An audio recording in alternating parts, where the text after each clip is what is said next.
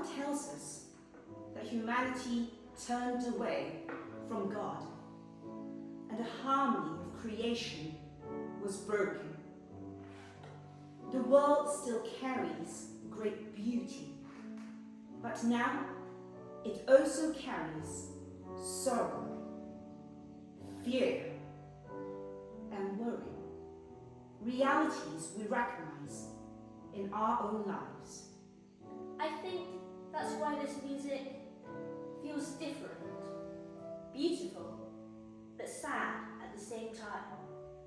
Yes, Bach's Air on the G string carries that quiet ache with great honesty.